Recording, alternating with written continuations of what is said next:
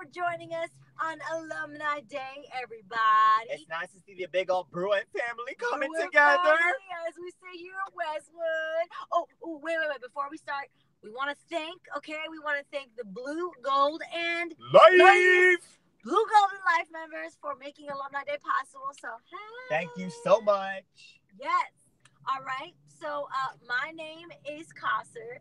My name is Krishna. And we are in the beautiful city of Westwood, and we're going to be driving, cruising, chatting, all these things. It's solving world problems in 30 minutes or less. 30 minutes or less. In the car, we also have a special guest. Mm-hmm. By special guest, I mean Kristina Wong. Yes. Who's amazing, is going to be joining us. Yes. Yeah. I guess a little more about us. Sure. Yeah. Go ahead. I met Krishna. Well, we met at UCLA. We also both graduated 13, 14. 13, 14, yes. What did you study? I studied psychology, right. Japanese, and theater. Mm-hmm. And I studied international development and comm and theater, minored in theater. And we had some good times in class together. We sure did. Yeah, but we didn't meet in class. My first memory of Krishna is he was on my floor in Dykstra. Who lived in Dykstra? Raise your hand. Hey, we can't see it, but I'm assuming. Yeah. Dykstra, and he was friends with my RAs, one of my RAs on the floor, and he just had this like big old laugh, and I was like, who is that guy?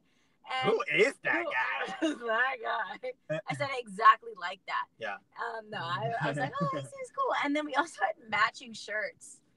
Like these white and gray V-neck shirts. We were wearing the same exact shirt. Yeah, I don't know who was shopping on the wrong side. Whose mom was shopping for whose child. Yeah. I definitely had gotten that shirt from Ross Dress for Less in high school. I definitely got that shirt from, I think, American Eagle. So it was the same shirt, and I got it for cheap. When I first came to UCLA, all my friends were like, Christian, you're an American Eagle billboard. And I'm like, what? Why? But that's because I came from Kansas, and like, I don't know, that's like what we got in Kansas. Yeah, that's true. So needless to say, Westwood changed me. I now shop at Zara. I still shop at Ross Dress for Less. I love Ross Dress for Less. It's open late.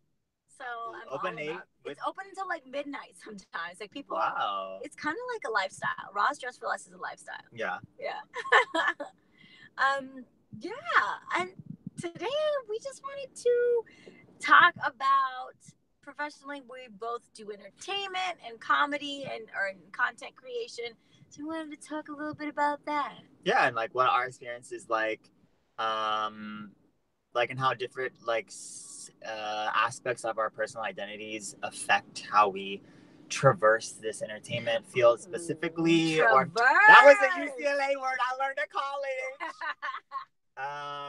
So yeah, and also Kristina Wong is going to provide her take on things as well. It'll be interesting to see like how certain things, if they affect us personally.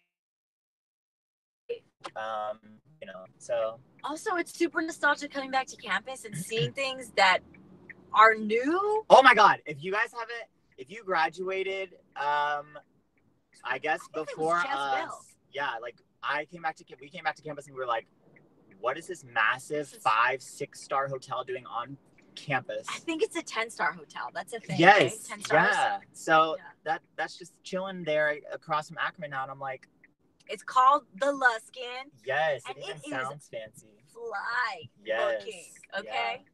Yeah. So. I mean, let's just get into it. The nitty gritty. Yeah. Okay. So, Krishna, how would you define kind of, you know what? Let's just start off. Let's just acknowledge the time that we are in right now. Everyone's been calling August. There's like a hashtag called Asian August. Yes. And Crazy Rich Asians. Like, we are in the middle of that right now. Yes. And just what are your thoughts on that? My thoughts on it. Have you seen it? That's an awful question to ask. We're gonna assume that's an awful question to ask, Krishna. Okay.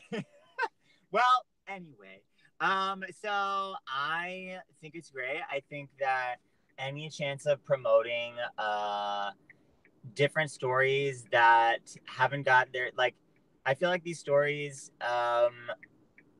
they're, how do I say it? It's like a very common story, but I think because of the medium, it hasn't, like, the opportunity to present these stories hasn't been as, I guess, available, or unfortunately as, like, financially lucrative to do it. So I think it's great that this trend is, like, sort of creating a way of making money, but also, like, telling stories that, like, most people don't get to, like, don't get to hear that often, but they actually happen quite frequently. Yeah, and I mean, it's just doing so well in the box office, which is so nice to see. And, right. And I think for me, seeing kind of this spike of, and also John Cho and Searching, like, yes, John Cho, which actually takes place in, like, around my, like, what should be around my hometown. Oh, yeah? The director grew up in the Bay Area. I'm from San Jose, California. So it kind of all happened in the same place. Nice. But yeah, I think it's so cool to see that. And especially for so long, I feel like there's been, like, an erasure of Asian American culture within media when we think of people of color. So seeing that is so nice, and to see, like, dollar signs behind it. Yeah. Also because that means, like, hopefully more stories will be told. And beyond the dollar sign thing, like, it's just nice seeing yourself on screen, right? Because then it's like, oh, I'm not a monster. Yeah, because like, I'm allowed to be on screen. Yeah. And I think, like, the dollar sign too, like, it's just a way that it's like a language of the medium, I think, itself. So that's why seeing dollar signs can be, like, a good thing, because more stories, baby. Yeah. Also, you went down Wilshire. Everyone knows not to go on Wilshire. Oh, my bad. If you're not trying to get stuck. Nobody was gonna notice. No, I was, like, waiting to call you out. He went down Wilshire. Everyone knows you don't go down Wilshire and Westwood. Oops. That's okay. Well, we're circling learning. back. We forget. We're circling back. Yeah, and you're doing multitasking of driving and talking. Yeah. Okay, and all right. Ooh, okay. Also, given that the pathway has been, like, entertainment and all of that, what did your parents say? Like, post grad, what was that conversation like?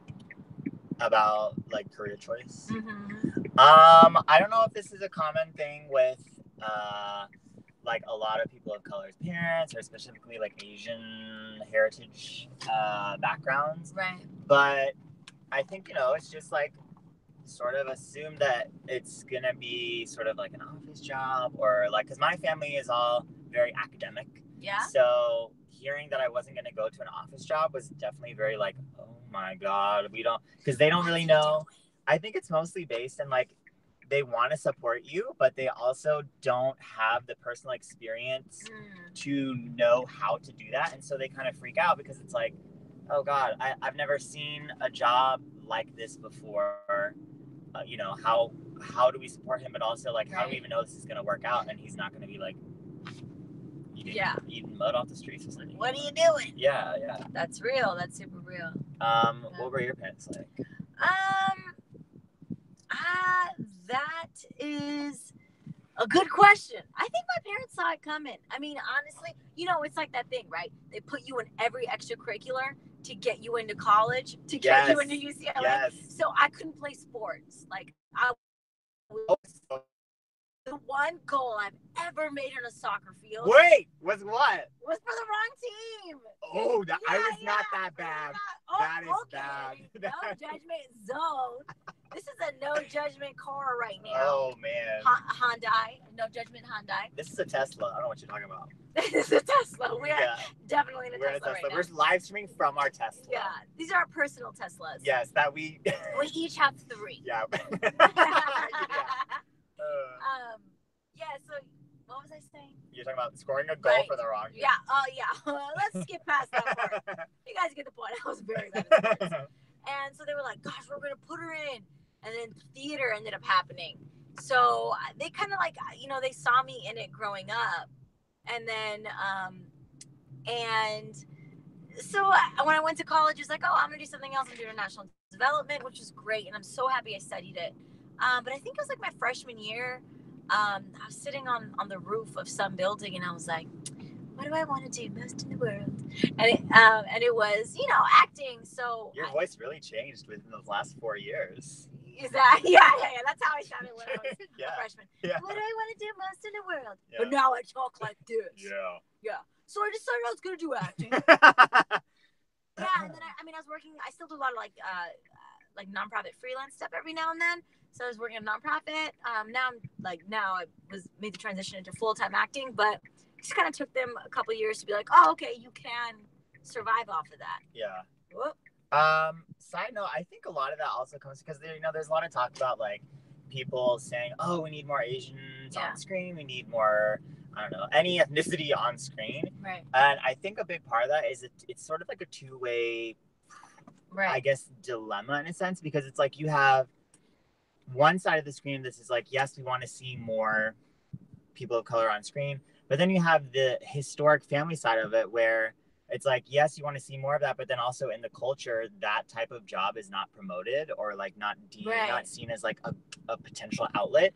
And so on both sides of this, I guess, business, you have people who like, it's like if you want more, you know, people of color on screen, you're also going to have to go back and address like the cultural part of not making it such a bad, like not a bad, but you know, like not a top choice in career or whatever. But that also like leads me to think it's definitely a part of the culture, right? Like Bollywood, at least for the South Asian culture, like everybody's constantly singing and dancing, but it's just not thought of as a viable career option. But is that just in the States? Because when Asian Americans were brought, you know, the first ones to immigrate over, allowed to immigrate over and gain citizenship, were the doctors, were the highly educated ones. So then that just stemmed into the continuation of like not the arts. So that'd be a curious thing. Like I'm wondering what the conversation would be like for an international person who's like, what was it just a stress to be a doctor or an engineer? Right. True. Yeah. So if there aren't anyone international watching, I'd love to put that. A little comment down there. Also from other cultures as well, like was it a thing, like how much was the arts a part of your daily like home life, and how much it was allowed to be a professional career? I'd be curious about that. Right. Yeah, and how involved maybe family was in that, or if it was just deemed as like a personal hobby. Right. Or, you know. Yeah. So. Interesting. Okay. So, thought for you. We've seen Master of None and Aziz Ansari and his whole take on the accent. What is your take on using an accent in an audition? It depends. Like, I mean, because there are some characters that, like, yes, they're gonna need an accent because, like, they're not from the States, like they're from somewhere else. I think the problem, what can get frustrating, I guess, as an actor, and if there's anybody else out there who feels the same way, let us know. Is when the only roles you see for your specific like ethnic background or whatever are for foreign like roles that are for comedic purposes. Not that there's anything wrong with it, but it's that there's more, like I have like 50 friends who are not, you know, there are more stories to be told in that ethnicity group or whatever than the single token foreign comedic whatever. Yeah. So, yeah, I think you summed it up well. Also, it's like we love talking in accents. Yeah, we love it. Yeah. Sometimes it comes out. Right. Yeah, it just comes out. We like from the YouTube stuff that we've done. It's just so fun, but it's like it's fun when it's a part of like a nuanced character or when it's a choice. Right. But I have no problem in doing accents if that means I have control over why I'm doing it, and if there's a motivation for it. Right. And it's also like if the character was written for the character and not the accent. Yeah. Like if it's just funny because of the accent, then it's like, I don't know about that. Yeah. Okay, but have you ever had to be a terrorist? Whoop! I asked it. No. I mean, like in auditions. I think I've had one. Yeah. But I've only had 2 auditions. I'm just kidding. No, I've had like 1 or 2. And like the flip side too is that I don't know how you feel about this either, but like because it bothered me, honestly, when I first got the audition. And so then I was talking with a friend who was not a person of color. And so he offered a unique perspective on it. And he was saying that, well, just because, you're a terrorist in this role or whatever, like, that doesn't mean that those kind of stories don't exist and they shouldn't be terrorists told. Exist. Yeah, terrorists do exist. But just because it bothers you for some, sort of like, oh my god, it's gonna be crazy. Go. I just safely went through an intersection. Yeah, it was very no, but like, so he was saying that, just because it's a terrorist and it's not necessarily a positive thing, doesn't mean that the story isn't worthy enough to be told. And so I got it, but I also was like, I don't know, like, why is a terrorist, like, always have to be someone who looks sort of like me, or I don't know. I feel like it's also interesting how I feel like things come in cycles. That's my theory. That whatever's happening politically likes to reflect itself. So I mean, like, during the Cold War, there were a bunch of movies about Russian spies, right? And so now you see a lot of like Muslim, a lot of the is that Kristina Wong? Wait, I want to play a special song. Don't let her in. Okay. Don't let her in. Yo, she's also a rapper. Yeah, this is her anthem. Sarah the Canadian. Producer Nerio. What up, Kristina? Fresh from the Trader Joe's. Yeah, you playing my jam? Yes, you got a theme song. Woo! Backseat Betty. Backseat Betty. I'm gonna pause her. She made this. I'm gonna pause this right here. I want to tell y'all about Kristina Wong. If you don't already know, she is a performance artist, a comedian, a writer. She's hilarious. And I was available on Thursday to the UCLA alumni. Yes. And she shops at Trader Joe's. Yes. And I brought you some gifts.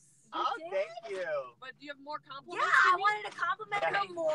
Okay. She's presented internationally, y'all. Her like one woman show and her other work. She's been in North America. She's been in UK, Hong Kong, okay, and Africa.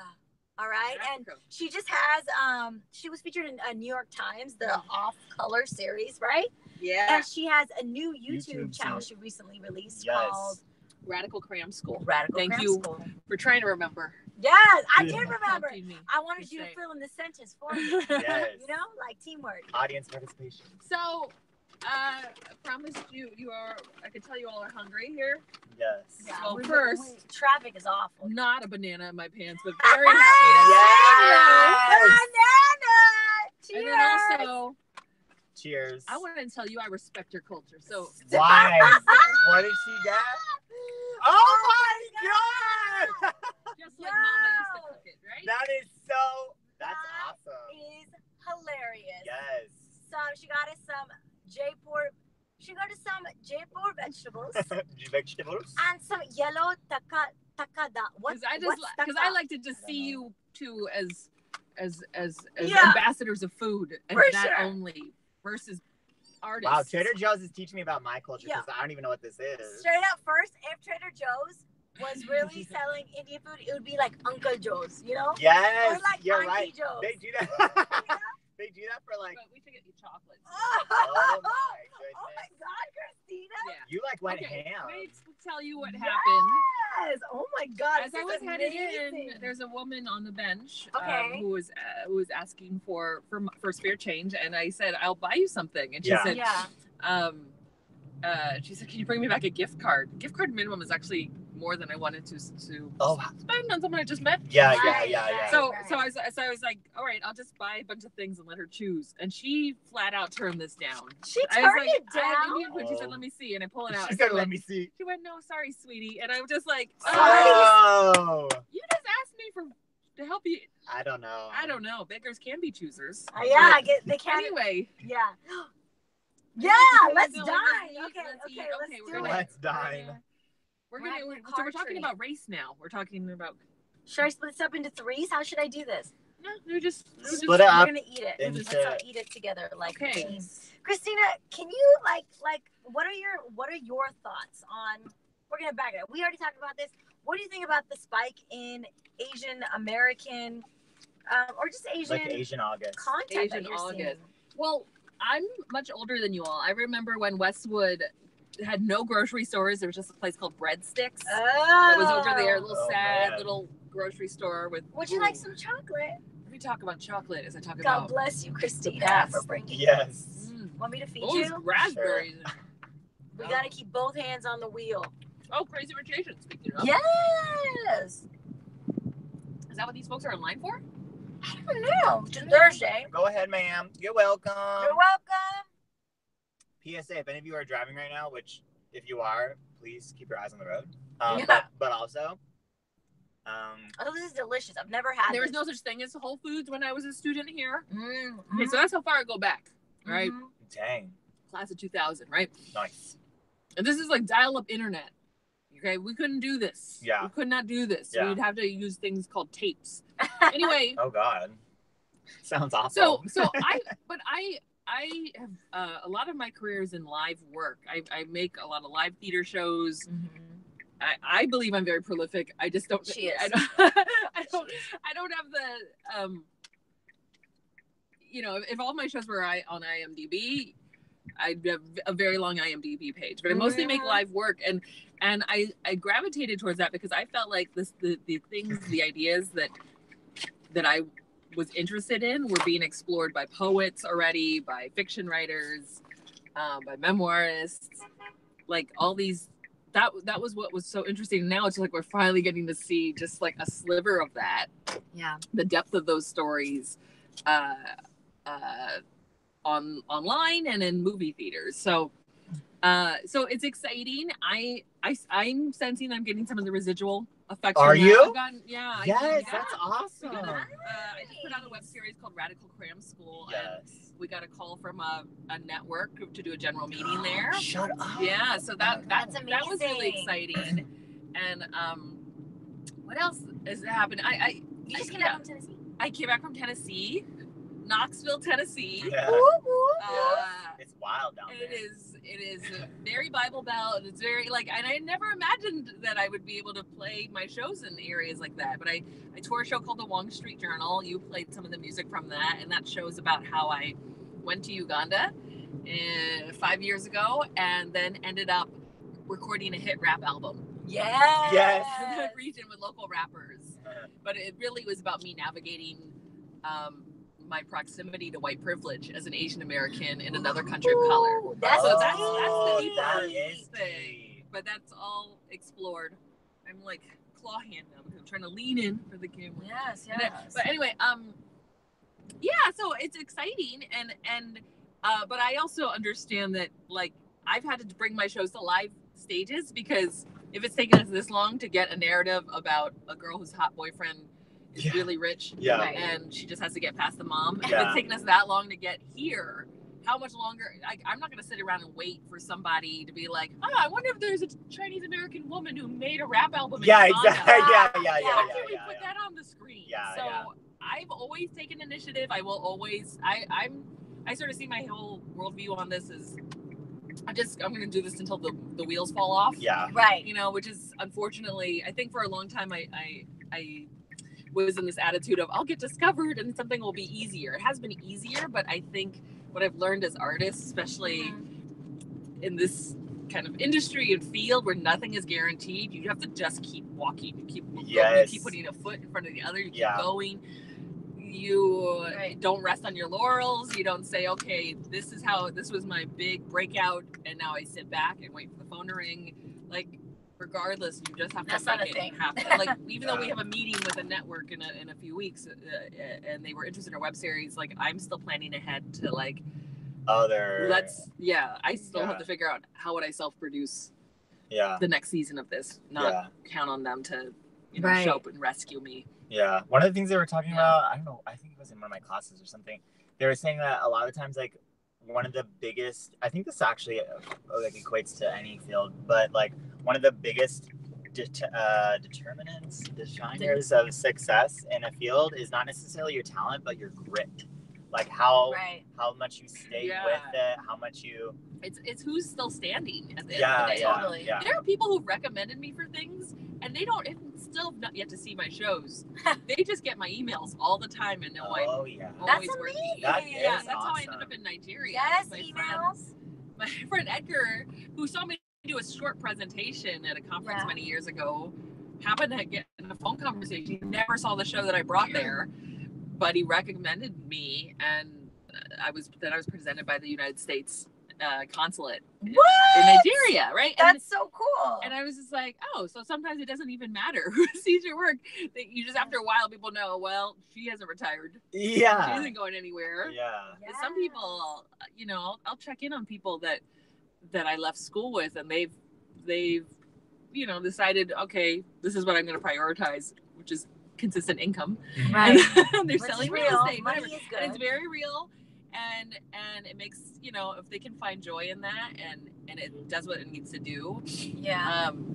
But I'm in this till like the wheels fall. Yeah. It's a win, baby. And I just have had to learn how to just like, okay. Yeah. Right. Yeah. Here we go. Do you think as a person of color and as a woman, there were certain kind of things that you had to be gritty through that someone of those things wouldn't have? Can I tell you, I was in the CBS Diversity Showcase. Girl, shut up! Oh my me God! too, I wrote for that. How funny! 2008. Let's talk about Okay. it. It was one Girl. of the, I had to see a hypnotherapist. It was so traumatizing. Are you serious? I'm a peer base right now. It was just so messy, and it was so unclear. Like, I'm so used to being in programs that champion diversity, that really feel like people are trying to listen to you. Yeah. And I hear it's gotten much better. Yeah. But at the point that I was in it, I knew I was getting into a bad situation, but I'm so desperate to just have that platform. CBS Diversity Showcase is a comedic showcase for actors, and I was ready to leave LA. I was like, all right, I'm done. Oh my God! I'm gonna go move to San Francisco and watch my parents age, and then a friend recommended me, which is sort of how I got in. And I just did the most FU audition. Yes, but honestly, I feel like those are the best ones. Yeah, and then they were like, you're in, and I went, oh, I was ready to move. Like, I was really ready to leave. Yeah. And I thought, okay, this is it. And the writer's strike was around that time, so I got a few auditions after the fact. But just the process of it was the worst version of what it means to be a person of color in this business, where you are fighting other people of color for your little scrap of bread, right? And I don't know if you had that. Did you have that experience at all? Were you an actor? Yeah, I was an actor. So I guess now they have. Because they were trying that back then, the actors had to also write the sketches. Oh, okay. So people would just write sketches for themselves, and you'd have to sort of form alliances so you could really move your weight around. Yeah. And then I did the South Beach Comedy Festival a few weeks before, and like when I came back, none of my roles were left. Right, like it was really it was rough, right? And it felt like a cultural minstrel show. It really felt like that we had to perform these weird. Like, as much as it was like, we're people of color and we're diverse and we're funny, it felt like the only kind of humor that the gatekeepers, people running, you can do some research and figure out who that was. But the people, like, they were only into, like, very dated kind of racist humor. And I ended up just saving my presence in that showcase by writing a thing about Tila Tequila and all the STDs coming out from it. Was horrible. It was really awful. It was classless and awful, and I am classless and awful, but it was not a classless awful that I really felt like I could stand by. I was just like so desperate to stay in this showcase that I thought would shift my life. And if anything, it just felt like this crazy hazing. It was so totally unorganized, and it made me just like kind of retreat back into doing live work, because it was like, well, as hard as this is to apply for grants and to court like theaters to present me, I have more control over what I make versus 600 people that have to say yes to you. Yeah, that's the argument with YouTube now at the moment too, is that like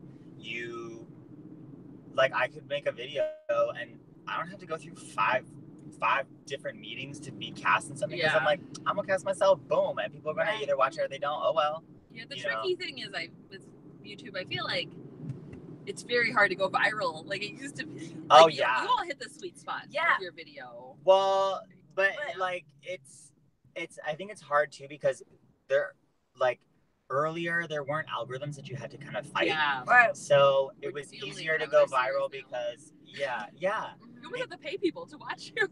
Right. But then even on top of that, if you pay people to watch it and you pay ghosts to watch it, it doesn't do anything for you. It hurts you. Yeah. So that's what it's like. So what is the thing? And so I think, because I used to, and I still have my YouTube channel, I've kind of taken a little break to like write my own little things for it, as opposed to like doing a weekly thing. Like a digital series more. Yeah. But it just gets really tiring when you're fighting an algorithm that you have no idea how it works. Right. And then what's also frustrating too, when you're in a medium that is very numbers driven, you start to notice things that you would not normally notice. Like I can easily go onto a YouTuber of like who's not of color, and just look at the numbers across there, and like, then why does Logan Paul have a career? I really don't. We're not going to talk about. Okay, Phil, y'all gotta fill me in. But like, I mean, when I see these people with millions of followers, I'm like, what? Yeah. But I'm also frustrated because I feel like a lot of the videos that get a lot of traction, I'm like, that's Asian. Maybe I'm just privileged that I went here, right? Did a minor in Asian American Studies. Yeah. And I felt like this is all stuff I learned that's blowing people's minds, and it's frustrating to me because it's like, how do we get this out sooner and then keep moving the dialogue along? Right. So that we don't just cry when we see ourselves on TV, but we can get into like deeper, thicker nuanced issues. And that's why I keep making theater, right? Because it's like, well, all right, me and the 20 people here are gonna keep we're gonna keep on talking. Right. We'll keep this going. Well, I think that's actually interesting. I think it's interesting to bring up theater because I feel like it's also like, I don't know, sort of people compare New York and LA very frequently about like theater is like more a showcase. Well, and it's more like, I don't know how else to say this. Like film and TV is very superficial level, and theater to some degree is very like more like internal and like. So when we talk about like things like, you know, things doing better in theater versus not, is it because the theater audience also is less motivated by things that are, you know, superficial or? So like performing arts being. You mean like a more, if I'm saying this frankly, like a more respectable medium? Not respectable, but just like commercially driven, right? Right, maybe that's it. Yeah, that too. Yeah. But I just feel like sometimes, you know how you meet like a theater kid and they're very liberal, they're very open to things, and that doesn't necessarily transfer to film and TV all the time. Like maybe. I don't know. You know what I'm trying to say? Different filmmakers. I know a lot of documentary filmmakers who. Well, the documentaries, I think they're a little. We're also not profit driven necessarily, right? Right. I guess I don't know how to say it really properly though. Like one being more for the art.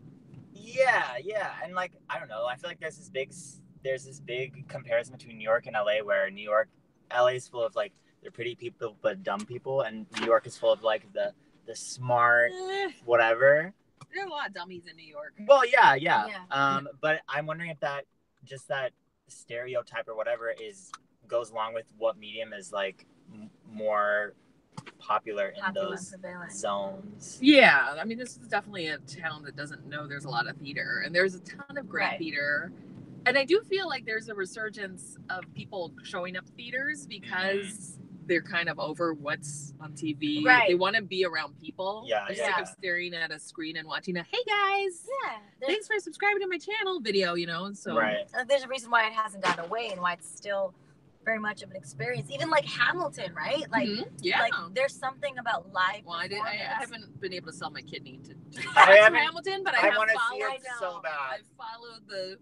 Yeah, I got to see it when I was in Atlanta because it was like, I think that was like one of the cheaper places. It was cheaper to fly to Atlanta and buy a ticket. It was more affordable. Like that was kind of like, you know, like your general musical theater. It was expensive, and I also got scalped. Oh, did you? You know what I mean by you got that the word? Full experience. Yeah, I got scalped. Bad scalp tickets or good scalp tickets? I got bad. I got frauded. Michael O'Brien, if you're out there, you took my money. Oh my God. Mine and my cousins, my hard-earned money. Oh man. It's such a trip to me because I Hamilton, I guess, no doubt is great from all the people who could afford tickets and their feedback. Right. But like, there's a lot of really good stuff out there. I wish people were scalping my tickets. Like, I wish I had that. Yes. Yeah. I mean, no, I do sell out houses, but like, yes, you do. Come on. It's not the Hamilton, like people's waiting overnight outside the Pantages to go see the Wong Street Journal. Yeah. I don't work on that. That's why I'm here on Thursday, Yeah. pimping myself out. Yes. You should go see her work and go see her show. By the way, I'm going to help you pimp it out because it's so good. And just the issues you talk about are just so relevant and real. Me and Kristina worked. Sorry, did I just stabbed her. Yeah, you're going to eat. You want to see it? You should have taken it was good? Yeah, you don't want it anymore? Yeah, you can have it. I'm taking mine. He's weird. I eat food I share food all the time. No, it's fine. He won't even share food with we're not gonna make this about my food problem. Yes, it is about your food problem. This is an intervention. You need to not be so Intervention in front of like I don't know how many people. I've been meaning to tell you for a while. You need to let me eat out your plate and use the same and use straw. your fork. Yuck. Anyway, going back to one of the other questions. Maybe there's a diversity question about straws. There's more chocolate down here because yeah, more chocolate. Got more chocolate. It's a good thing we got snacks. Yeah, dude. Yeah, I gotta keep our energy up. Another... Yeah. I was gonna say, but yeah, in terms of, we're also just talking about the role of content creators. Yeah. As people of color, and particularly like from your experience too. Well, that's where it started to come full circle because when I first finished school, it was really the position you just sort of auditioning for whatever weird loose change is thrown your way, right? Like, and I was usually playing characters that were my race or auditioning for characters that were my race. Yeah. And if not, I was just sort of an obligatory, like, well, let's see if we can shift the color palette. And now I had a reality television pilot last year. Yes, girl. With Lionsgate and True TV. They didn't pick it up, but I got to see in that incident. It felt like an incident. Instance how like how cheap sort of our industry has been. Like, there's no time to hire a writer at a separate. It's like, this is where it paid off to become a performance artist the whole time, because not only could they hire the talent and the writer at once, but they could use my house. And right. Like, there's like it was it's very much suited to how fast things move now. Yeah. Right. That's real. You mentioned briefly about like shifting the color palette thing. One of my agents I had a meeting with or whatever, she was saying, and she pointed out something that I was like, yeah, it's very true. It's like a lot of times they'll write parts that are like, it's like a coffee barista, and it's like this coffee barista is Caucasian, and she reads the part, it's like 2 lines, and she's like, why does this have to be a Caucasian barista? It's 2 lines, you know? So I feel like we also need more people like that who are still submitting. And she's Caucasian too, and she's like, no, this is stupid. So like, I think it's a multifaceted. It's a lot of. It took for Fresh Off the Boat to happen. For Crazy Rich Asians, it took a lot of Asians along the line in every office to just be like, yeah, it's normal. Yeah, it's a thing. Yeah, and to hold the hands of a lot of people in power. Having been through the process a few times of doing meetings, it's a lot of people trying to desperately hold on to their jobs, right? Yes. And it's not a creative. Well, maybe if you're a rock star, they'll let you sort of have whatever decisions you want to have. But I really feel like it's so much of a lot of people are nervous about bringing you in that you don't screw it up because their job is on the line. Exactly. And so what's different about that process versus how, as a performance artist, it was much more emotional, was much more about reciprocating with an audience, about, and there's an entertainment, which is why I was never really able to dive face first into it, because of stuff like the CBS Showcase experience. It was it's so bottom line, and so, and it's very hard. It's very difficult to have everything stripped down. And I actually got I got a question from A the viewer? audience. Yes, what they say. So they're wondering, do you think that diversity is only a trend in media right now? Oh my gosh. I mean, that's something How that to I guess answer I that. worry about to some degree because because then it's looking at diversity from a numbers perspective and not a social perspective. So like, we're gonna we were just talking about that. numbers. Yeah, like, but yeah, I feel like it's a very steep, slippery slope to fetishize the diversity versus like having it for the sake of like having it, Yeah. So, Yeah. I don't know. I feel like it's not. I don't feel like it's a trend because I feel like the diverse stories that are coming into media right now are changing genres. Yeah. Like Get Out. Well, the trend thing is this, or is this person asking? Is it a trend as in it's going to go away? Like it's just like what's going to go. That's what I assume. But what are some other interpretations of it? Because I feel like the word trend. I think what is happening is people are seeing real numbers behind these shifts, and it's becoming so tricky to make money off of digital content or whatever content, and I used to live in that house right there. I don't have the greatest memories of it, memory or the memories of that place. Of this home. Oh, keep driving fast. Yeah, keep driving fast. Floor it. You don't need to be here right now. Wow. Okay. My house.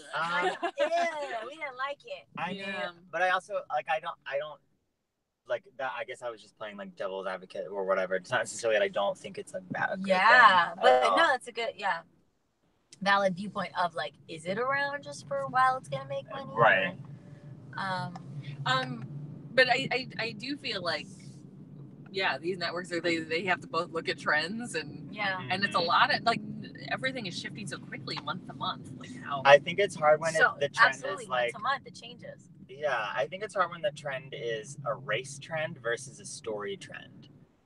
I think it'd be very different if it was stories about, for example, a girl trying to get the approval from the parents is trending versus like an Asian story trend kind of thing. So which of those do you feel is more like more beneficial? Beneficial for what? To keep diversity. I think when you make it, this is a guess. I have no data to back this up, but I feel like, well, that's hard because the medium works with money and trends and whatever. Like, if you want to have more of those kind of stories, then it's going to be a race thing. But at the same time, if you promote just the storyline and then have that storyline appear in different whatevers, then sort of like the movie Girls Trip, and then there was the white version of it too. Like, I love that you could say the white version of Girls Trip. But that's what it was. Everything always tends to be like the black version. Yeah. Well, that the bar was set by. The bar was set, right. So like by women of color. Yeah. So I don't know. Is that a good thing? I don't know. Like, is that a good thing? Is it a I would ask you questions, Maxie. Yes. So Crazy Rich Asians, which is you got a great link. Oh, sorry. I was bracing for the question. So Crazy Rich Asians, like people mobilized and organized. Yeah. What was that like watching as two folks who are South Asian? Ooh, Natalie asked us. And like, because there's so much, it's like I was skeptical because it was like, this is our story, and I'm like, you're engaged to a rich guy from a real estate family in Singapore too? Is that your story? Yeah, No, just Asians having emotions. Right. But how was that for you? Because there were no South Asians, right? No. No, they live in Singapore for sure. Right. But we're not characters in the show. So how do you take that? I'm gonna let you answer this question. So you share a brain. Yes. And an experience. I was thinking that like any chance to support a storyline that is not like a majority storyline is a chance that one day other storylines will also be promoted. And so it just like I kind of view people of color as like sort of like a family. So like your brother and sister who are East Asian are getting their story told. That's awesome, and the more supportive you are of every single kind of story being told, yeah, sure, one day yours is going to come around, but like that's not necessarily like it's not all about me and like how I personally relate to it. It's like, oh yes, the general sense is kind of migrating, you know? Yeah, no, I said I'm gonna answer this question. I feel like it's nice to see it at the forefront, and I feel like that's gonna make room for a lot more other stories. It's not my story. Right. I think it's not my story as much as some, you know, if it was of another race, but at the same time, it's still a story that you know, like through the emotional aspect of being a story that can be connected to, and seeing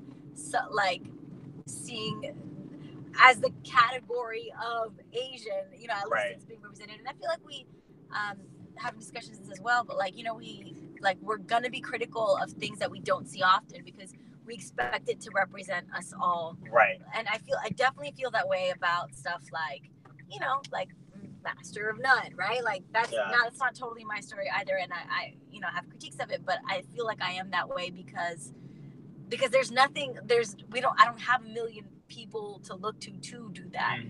So then I guess it comes back to us and like, okay, so it's like, what are the nuances of it? Right. Yeah. But also too, I think, again, also just because it was an East Asian family doesn't mean that there also weren't things that which is the whole point. Like, some race you're seeing on screen, if it's not your race, doesn't mean you can't also take things from it. So like from Crazy Rich Asians, like there was a very big sense of family there, and like that's a big South Asian culture thing. And it's nice to see that portrayed in ways that like you don't normally see, and so it kind of gives a new perspective to you know.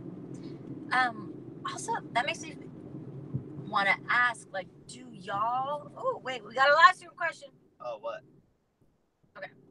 So there's two. So I'll start with the first one. How has college impacted your careers? Okay, what's the second one too? Do you think that the entertainment business and what stories get told and how they get told would be different if money wasn't involved? Yeah. Yeah. Hello, I make theater. Yeah. I think it'd be more of a theater route.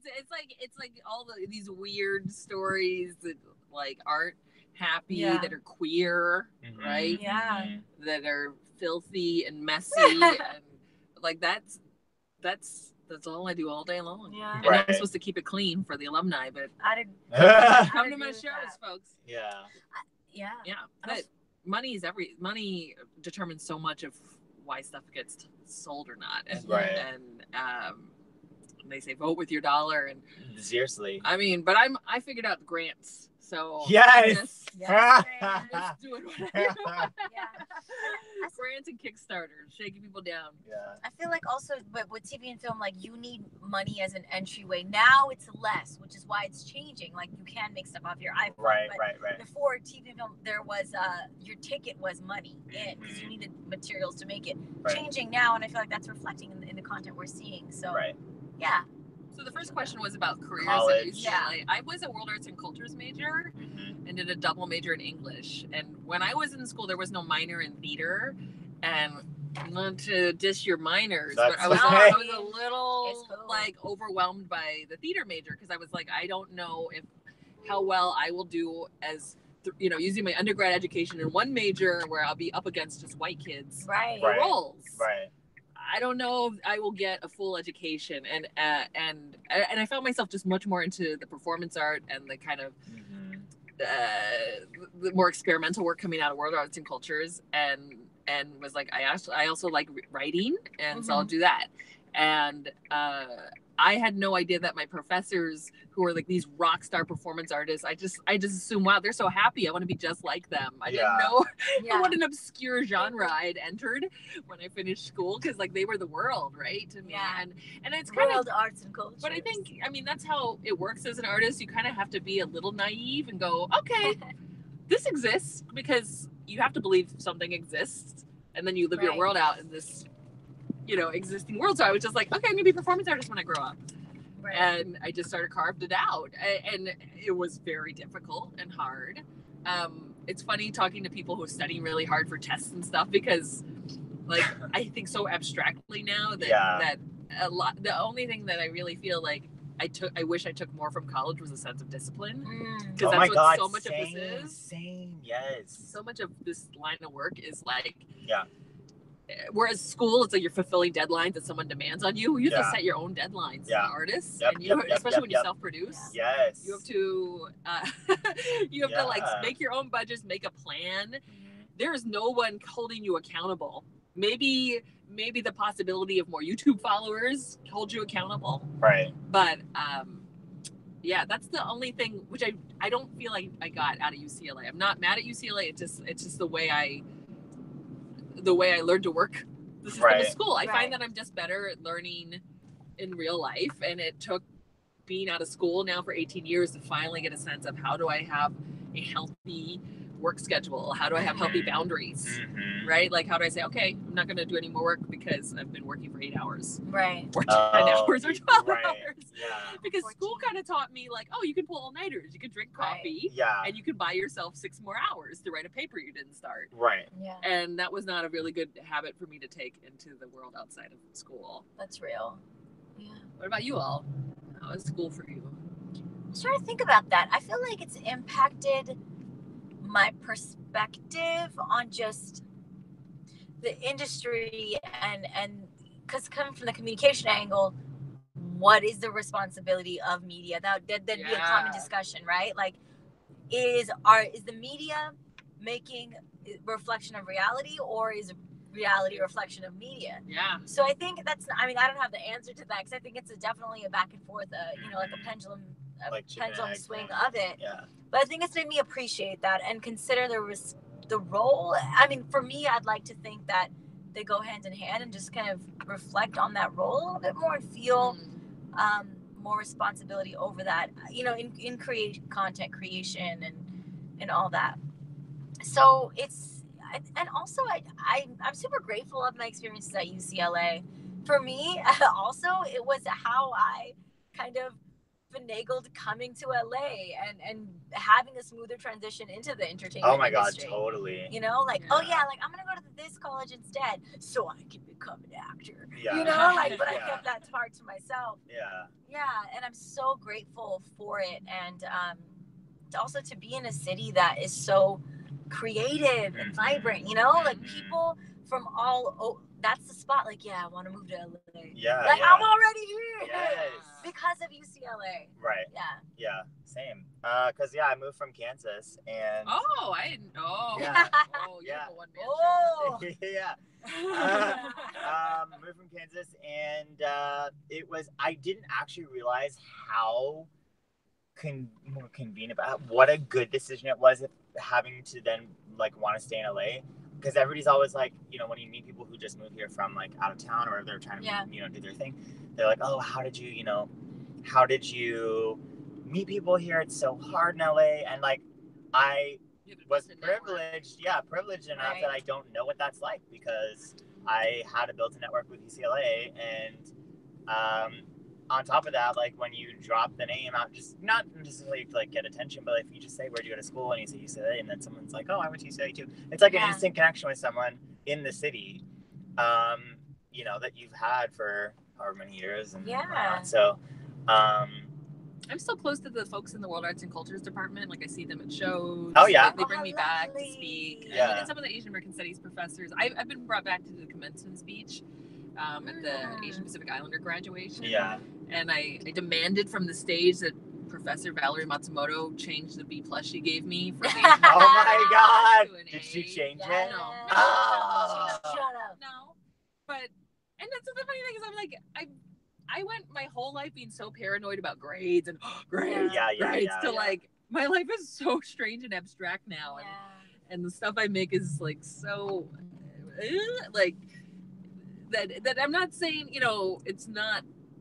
It was good for me to have that discipline, but my life is just so different than that, and I think a lot of it was a reaction to I can't live my whole life in fear of grades, because that was school all the time, and I think so much of me choosing this career path was how do I do the exact opposite of this for the next 60 years, right? So so that was interesting, but I definitely think I was exposed. I think being exposed to I was in LCC, the Asian American Theater Company. Oh yeah, and I think being around that like helped kind of level, like bring, like okay, like got a lot of the 101 kind of theater shows out of the way in my head, but got me thinking even deeper, more experimentally about like what is it I really want to make. Yeah.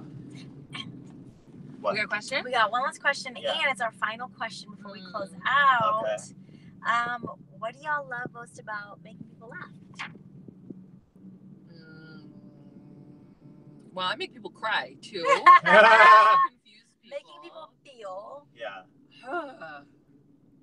What do you? Me? Yeah. I think it honestly comes from a place of making myself laugh. You know what I mean? Yeah. And then, I mean, I'm just trying to have a good time. Yes. Yeah. I'm just trying to have a good time, and the way you have a good time is with other people, and I don't know. It's man, like shit gets rough. Yeah. And like you just have to. It's a coping mechanism. Yeah. I make fun of a lot of the worst mistakes I've ever made. Like Uganda was a lot of me making fun of myself for doing a trip that's, you know, kind of like naive to go, okay, I'm gonna go volunteer and make a difference. Yeah. Right.